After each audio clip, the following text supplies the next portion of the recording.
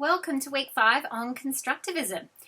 This week tends to be really popular in assignments, and I think part of it is because it has a lot to do with the way we think.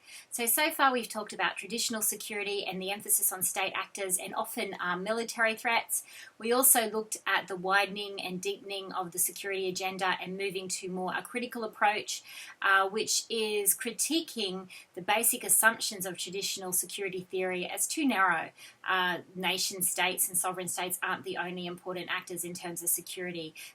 Threats go well beyond military, and we've seen with the end of the Cold War that limiting the way we look at security means that we fail to be able to analyse a whole range of new threats that we see today.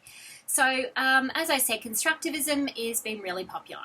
Last week we looked at a gendered approach, this idea of broadening out the types of questions we ask for security. What does security mean for different genders, and why is this important, and how does this lead to different solutions and questions?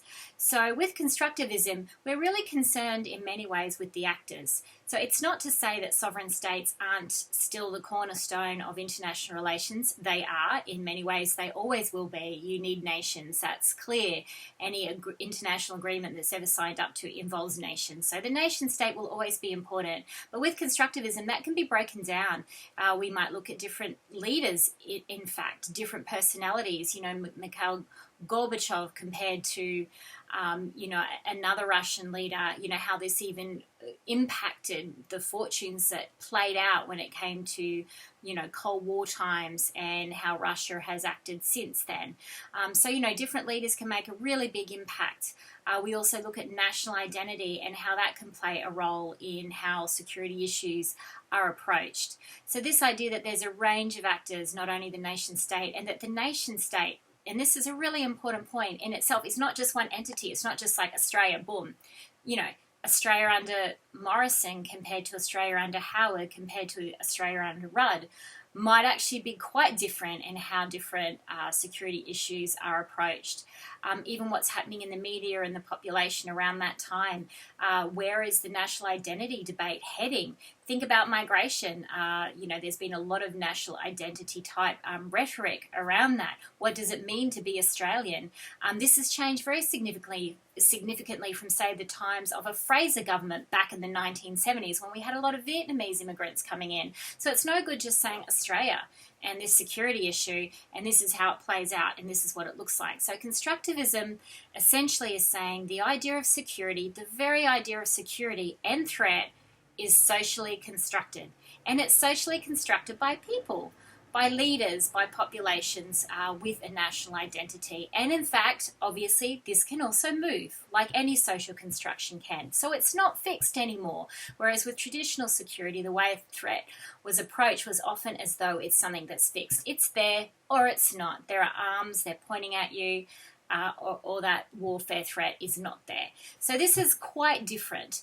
There's also different bodies within this. There's something called the Copenhagen School. There's also something called securitization and desecuritization, which is really interesting when we're looking at newer security threats. So desecuritization says that something can be put on the security agenda.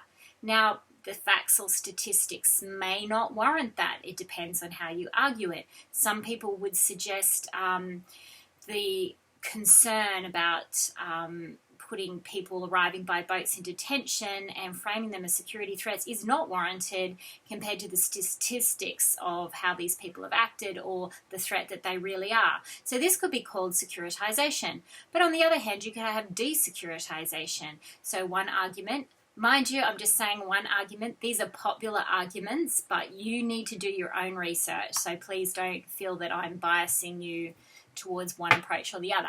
Desecuritization could be seen in an example like the environment, where some people might believe it should be seen as a security threat, but governments can in fact take it off the agenda. So a lot of this is about how they try to influence the media and how the debate plays out.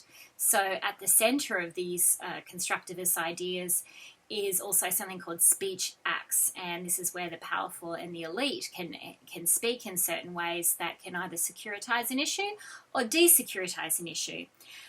Look, there is a lot in constructivism. There's a lot of different directions you can take.